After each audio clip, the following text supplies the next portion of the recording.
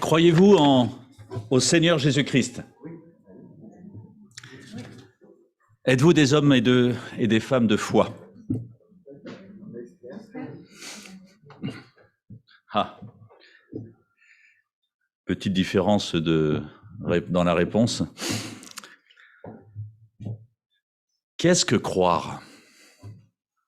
Qu'est-ce qu'avoir la foi? Nous avons tous foi, pourtant en quelque chose ou en quelqu'un. Mais quelle est la foi dont la Bible nous parle? Comment croire? Qui croire? Que croire? La Bible nous dit, crois au Seigneur Jésus et tu seras sauvé. Il semble, quand je dis cela, qu'il me suffit de croire pour hériter des promesses éternelles. Et la Bible nous dit aussi que les démons croient. Ah. Et pourtant, il ne me semble pas qu'ils seront sauvés. Les démons croient tellement en Dieu qu'ils en tremblent, nous dit l'épître de Jacques. On pourrait faire la nuance entre croire en Dieu et croire au Seigneur Jésus-Christ. Mais ce n'est pas le thème premier de mon message ce matin. Pourtant, toute la Bible affirme qu'il nous faut croire pour être sauvés. Et même pour vivre plein d'autres choses avec Dieu. Et cela est tellement vrai que nous sommes appelés des croyants. Ceux qui croient. Un peuple de croyants. Alors nous croyons que Jésus est venu sur terre pour sauver l'humanité et pour me sauver moi. C'est bien. Nous sommes encouragés à lire la Bible, à prier. C'est bien. Mais qu'est-ce que cela a réellement changé dans ma vie ? Qu'en est-il de cette foi, de ce en quoi je crois? Qu'est-ce que cela a changé dans ma vie? Que signifie croire, qui est pourtant à la base de notre vie chrétienne, vu que nous ne naissons pas chrétiens et que nous le devenons par choix, par décision, par la foi? Dans Actes chapitre 2, versets 41-47, il nous est dit que ceux qui acceptèrent les paroles de Pierre se firent baptiser et ce jour-là, environ 3000 personnes furent ajoutées au nombre des croyants. Et puis, Colossiens chapitre 1, que maintenant nous connaissons tous, Colossiens, versets 3-5, nous exprimons constamment à Dieu, le Père de notre Seigneur Jésus-Christ, notre reconnaissance à votre sujet dans nos prières pour vous. En effet, nous avons entendu parler de votre foi dans le Christ Jésus et de votre amour pour tous ceux qui appartiennent à Dieu. Cette foi et cet amour se fondent sur ce qui fait votre espérance et que Dieu vous réserve dans les cieux. Cette espérance, vous l'avez connue par la prédication de la vérité, le message de la bonne nouvelle. En qui croyons-nous ? Que croyons-nous? Comment croyons-nous? Pourquoi croyons-nous? Qu'est-ce que la foi? Qu'est-ce que croire? Il est intéressant de constater que si on nous pose la question « Crois-tu en Dieu? Crois-tu en Seigneur Jésus-Christ ?» on répond généralement oui. Mais quand on nous dit « Êtes-vous des hommes de foi ?» on ne sait pas trop comment répondre. Peur d'être prétentieux, peur de ne pas avoir cette foi que Dieu nous demande, qui nous permettrait de déplacer des montagnes. Le dictionnaire nous dit que croire, c'est tenir pour véritable, donner une adhésion de principe à. Croire, en grec, c'est pistéo. Et en fait, le sens de croire dans le Nouveau Testament, pistéo, c'est prendre appui sur. Je m'appuie sur ce en quoi je crois parce que j'en ai la certitude. La racine de pistéo, c'est lié. C'est un sens qui est fort. C'est pas simplement j'ai l'impression, je pense, je crois que. C'est je me lie à cette foi, à cette croyance. Parce qu'elle est importante, parce que je la considère comme vraie. Je suis persuadé que c'est vrai. Et vous savez, cette famille, pistéo, pistis, pistos, revient plus de 550 fois dans le Nouveau Testament. Et je crois que ça suffit, je crois d'ailleurs, tiens, que cela souligne l'importance centrale de la foi dans l'œuvre du salut en Jésus-Christ. Quand j'étais à l'Institut biblique de Nogent, dans mes premiers messages, et très probablement que je le dis peut-être encore parfois, je disais « je crois que ». Et une fois, Jules Marcel Nicole m'a dit « vous croyez, mon ami ?» Il appelait tout le monde mon ami. C'est bien. Mais est-ce que vous en êtes convaincu? Est-ce que vous en avez la certitude? Croire demande de la conviction.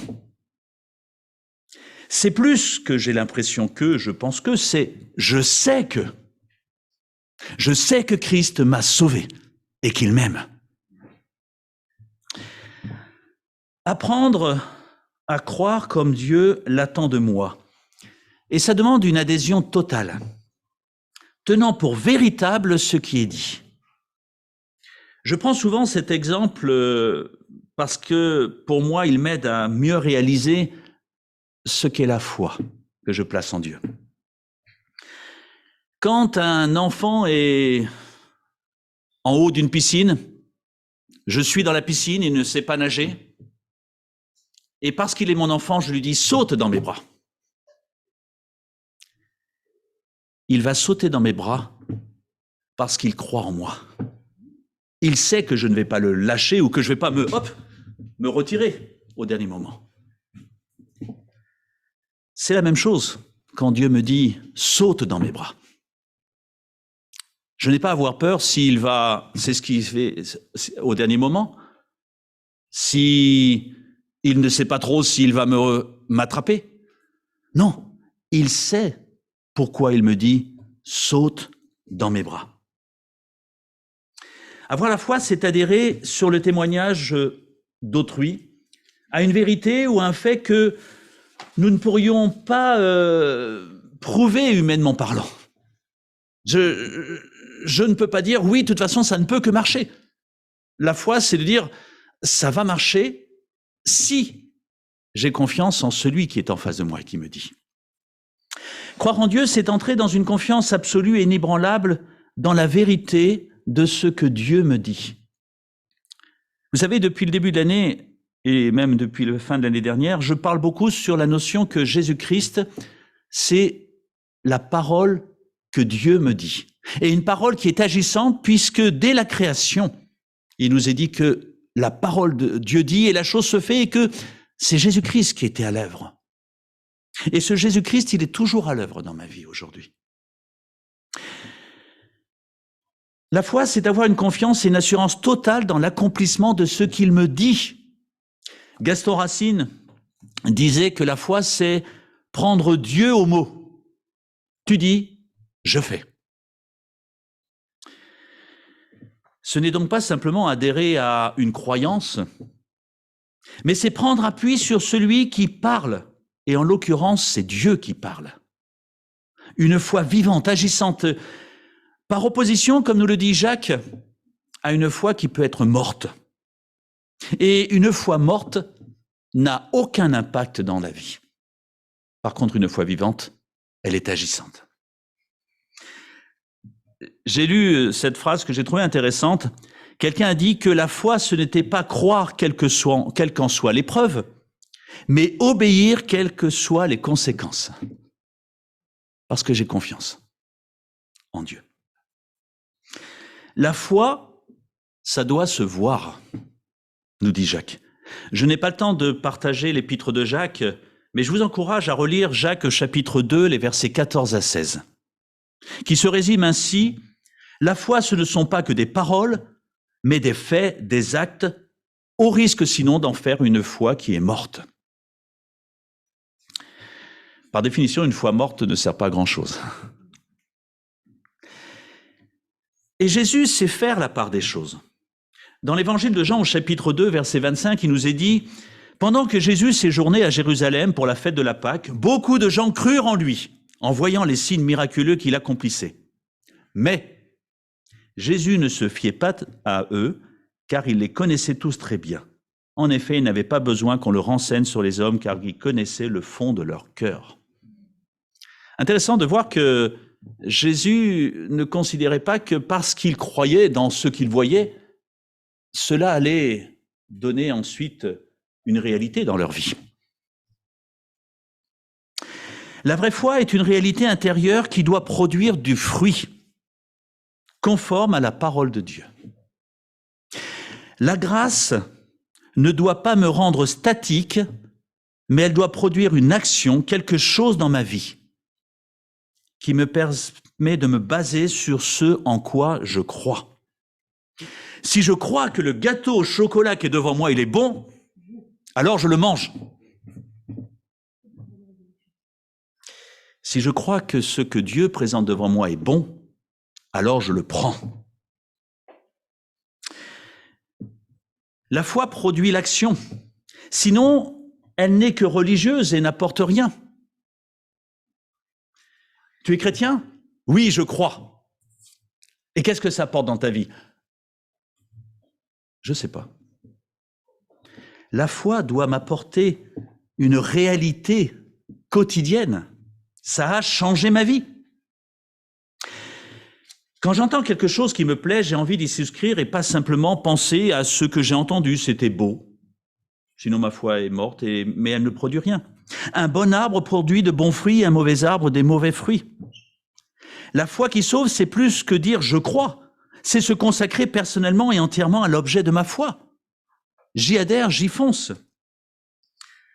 C'est bien de reconnaître que je suis perdu et que j'ai besoin de Jésus-Christ. Mais c'est encore mieux de franchir le pas et de dire « agis dans ma vie ». Oui, prends tout, Seigneur. Alors, si j'y crois, je tends la main, simplement vers la main de Jésus qui, elle, est constamment tendue vers moi. Mais est-ce que j'y réponds en tendant aussi ma main? Bien sûr, pour tendre la main vers Jésus, ça sous-entend que je désire quitter la situation dans laquelle je me trouve. Et c'est là parfois que le bât blesse, parce que j'ai parfois du mal à quitter certaines choses que le monde me donne.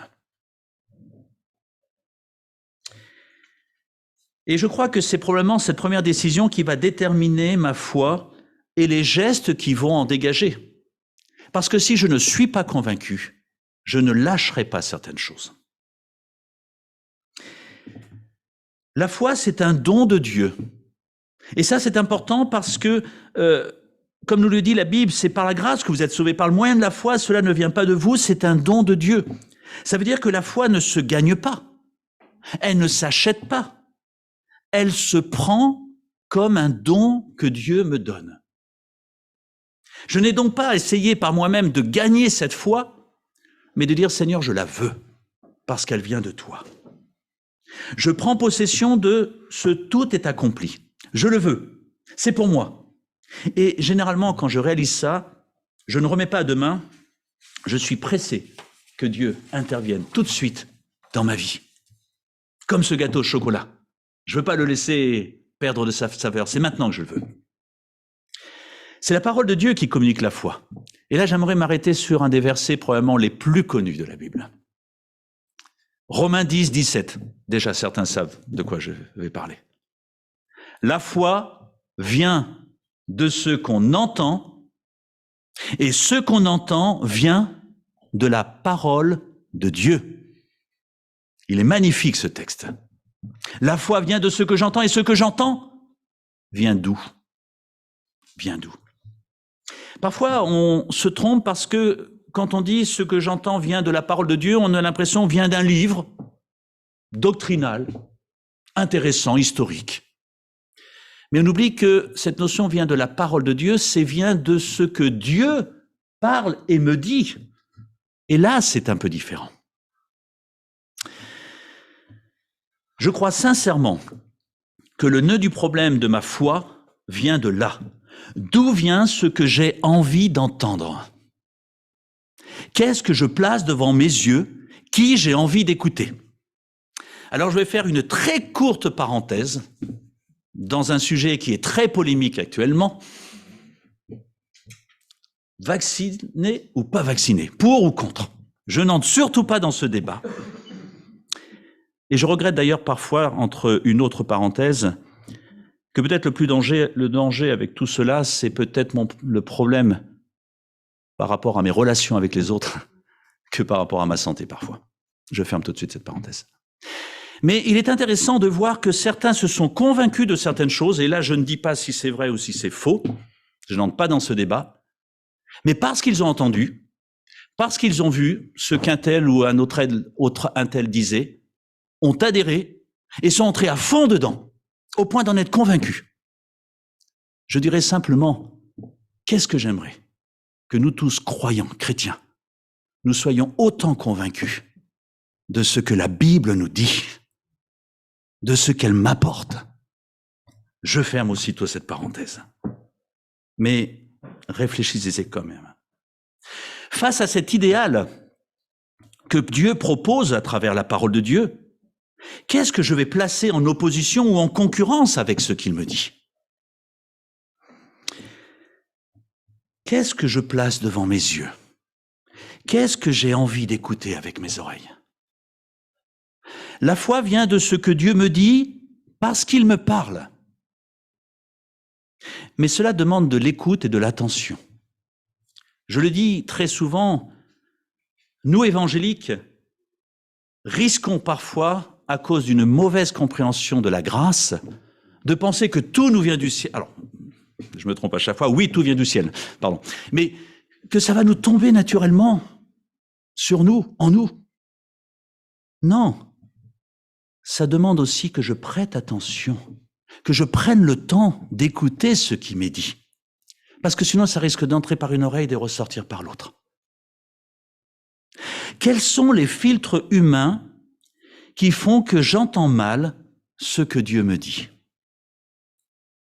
Et le monde est doué, le diable est doué pour me filtrer ce que Dieu veut me dire.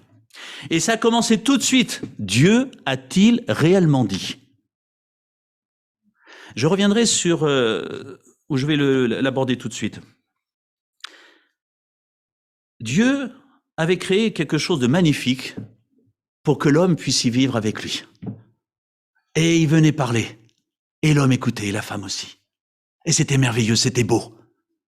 Mais un jour, un usurpateur est arrivé et a dit « Écoute-moi, moi. Fonce, saute dans mes bras, parce que je vais te faire découvrir des choses qui vont changer ta vie. » Et effectivement, ça a changé la vie de l'homme et de la femme, parce qu'ils ont sauté dans ses bras. Ils n'ont pu écouter ce que Dieu disait. Et en sautant dans les bras, ils se sont vite rendus compte qu'ils s'étaient trompés. Parce qu'est très vite apparue la peur, la crainte, le mal à l'aise. Mais au moment où, lâche-moi, diable, non, non, je te tiens, et tu restes avec moi. Et cet homme s'est retrouvé avec plein d'autres hommes qui, comme lui, n'arrivaient pas à sortir et se battaient entre eux, s'insultaient en disant « moi, je connais comment on va faire ». Mais aucun n'était satisfait.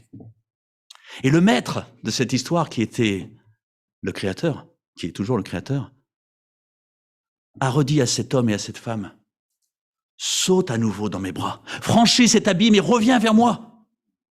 Et ce pas de foi, c'est de dire, après parfois un peu trop d'hésitation, « allez, je saute vers toi, Seigneur, parce que je crois que tu vas me rattraper pour revenir avec toi ». Et depuis, cet homme et cette femme peuvent réécouter, passer du temps avec ce maître et redécouvrir la paix, la beauté. La foi vient de ce que j'entends, et ce que j'entends doit venir de ce que Dieu me dit. Pour que tout ne s'effondre pas. Pour que la peur, la crainte, l'hostilité, la culpabilisation soient chassées de ma vie. Et me retrouver dans la sécurité du Maître. C'est ça la paix. C'est ça que la foi me permet. Tout ce que Dieu a envie que je sache et qui est nécessaire pour ma vie, il l'a mis dans un livre qui s'appelle la Bible, qui est « Voilà ce que je te dis ». Écoute, écoute, voilà. On pourrait l'appeler ce livre « Voilà ce que je te dis parce que je t'aime ». Aucun autre livre, et là j'insiste un peu beaucoup là-dessus, il y a des livres qui sont à la mode parfois, qui sont bien, attention, mais aucun autre livre à la mode ou est-ce que j'ose le dire, ou à ma mode, n'est la parole de Dieu. Seule la parole que Dieu a donnée dans ce livre est sa parole. Je serai toujours influencé par ce que je laisse entrer en moi, ce que je considère comme étant important. Mais le plus important pour ma vie, c'est ce que Dieu me dit. Alors ouvrons la Bible comme une lampe que j'allume pour éclairer mon chemin. Psaume 119, 105, vous connaissez ? Ta parole est une lampe à mes pieds, une lumière sur mon sentier. Mais quand j'éteins la lumière, je vois pas grand-chose. Quand je rallume la lumière, tout s'éclaire sur mon chemin et je vois comment avancer. La foi, c'est allumer la parole de Dieu pour éclairer mon chemin. Et le Saint-Esprit la rendant accessible, compréhensible. Et tout cela va m'éviter d'emprunter les sentiers détournés de ma nature pécheresse. La foi comme fondement de la paix, de ce que Dieu veut me donner. L'Évangile. Et cela va produire en moi un changement de paradigme, de modèle. Dieu a dit, alors j'y crois. Billy Graham, dans ses sermons, disait toujours « La Bible dit », c'est-à-dire Dieu a dit. Qui dans la salle pourrait remettre ça en question? Dieu a dit. Foncez, parce que Dieu a dit. Sautez dans ses bras d'amour. Et ce qui est incroyable, c'est de voir à quel point Dieu nous connaît dans nos doutes, nos difficultés, notre orgueil, et le nombre de fois où il me dit « Écoute, combien de fois mes parents m'ont dit « Pascal, quand j'étais petit, lâche, viens, laisse tomber, je vais t'aider. » Non, ne prends pas ça. Me mettez en garde parce qu'il m'aimait et parce qu'il voulait le meilleur pour ma vie. Mais Dieu, il ne fait pas autrement. Et parce que j'avais confiance dans mes parents, j'ai essayé de les écouter le plus souvent possible. Mais que j'apprenne à écouter Dieu aussi. La foi, c'est tout simplement écouter Dieu parce qu'il m'aime. Ne cherchons pas d'autres définitions, c'est ça. Je l'écoute parce qu'il m'aime, et parce qu'il est le Tout-Puissant, et parce qu'il peut tout. Pour entrer dans le chemin de la foi, il me faut suivre Jésus en réalisant son amour. Parce que depuis même avant le commencement, ça remonte à un certain temps, et encore aujourd'hui, et demain matin quand je vais aller au travail, ou que je vais aller faire mes études, ou que je vais faire autre chose, Jésus continue de m'aimer. Et il est dit qu'il intercède même auprès du Père pour m'apporter ce dont j'ai besoin. Et nous le verrons pour ceux qui seront là cet après-midi dans la prière de Jean 17. C'est un peu comme une prière qu'il fait quotidiennement. Père, Pascal a besoin de toi. Et on pourrait mettre tous nos prénoms. Et je l'aime, je suis mort sur la croix pour lui. Et il l'a accepté. Alors on va s'occuper de lui aujourd'hui. Parce qu'il est ton enfant, Père. La foi n'existe que sur une seule valeur, l'amour de Dieu. Alors quand je réalise cela, et que je sais que c'est Dieu qui me parle à travers la Bible, alors j'y adhère, j'y obéis. Parce que la vraie foi produit l'obéissance. J'aime ce Dieu qui me parle. Et chaque fois que mes yeux pourraient s'arrêter de se porter sur Jésus-Christ, comme nous l'avons chanté, alors je me place en danger. Je me remets en danger. Non, gardons les yeux tournés vers notre Dieu. La croix, c'est le triomphe de la foi. Je sais en qui je crois. Et je sais que celui en qui je crois a remporté la victoire. Et que cette victoire, il me l'offre parce qu'il m'aime. Alors pour terminer, la foi, c'est reconnaître que celui qui me dit qui me parle, qui me dit, viens, écoute, rendra meilleure, plus que toutes les autres solutions, la vie que je vais lui confier. Il m'aime. Réaliser l'amour de Dieu fait grandir ma foi, puisque dès avant le commencement, il me connaissait et qu'il avait organisé tout un plan pour moi. Et Dieu n'a jamais, et j'insiste dessus, cessé de m'aimer, et il ne cessera jamais de cesser de m'aimer. Il a quand même envoyé son Fils unique sur la croix mourir à ma place, payer ma dette, et il continue à prier pour moi aujourd'hui. Mais que demander de plus? Demain matin, quand vous allez commencer la semaine, n'oubliez pas de dire, on y va ensemble? Parce que tu m'aimes? Super. On va y aller, parce que tu connais la semaine. Il est celui qui m'a tout donné, celui à qui je dois tout. La foi vient de ce que j'entends. Qu'est-ce que j'ai envie d'entendre? J'ai envie d'entendre ce que Dieu me dit, et qui me dit, je t'aime. Fais-moi confiance. Avançons ensemble, parce que je sais que le monde n'est pas facile. Mais justement, je veux redoubler d'efforts pour t'accompagner et te montrer à quel point je t'aime. En qui croyons-nous? En Jésus-Christ, le Fils de Dieu, Sauveur et Seigneur. Que croyons-nous? Qu'il est mort et ressuscité pour nous effacer notre péché et que tout est pure grâce. Comment croyons-nous? Par un esprit de soumission qui nous pousse à l'écouter, à obéir à Dieu, parce que je l'aime.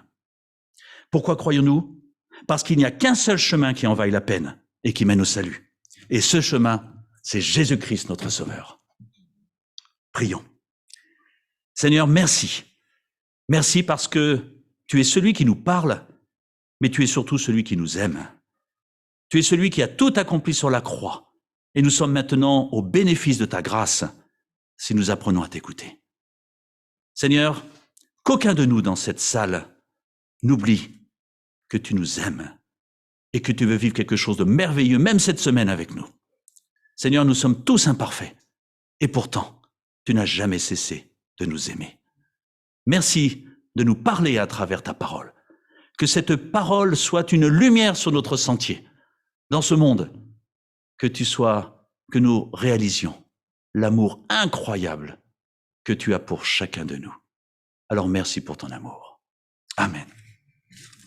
Que Dieu nous encourage et éclaire notre chemin tout au long de cette semaine. Il sait si bien le faire. Amen.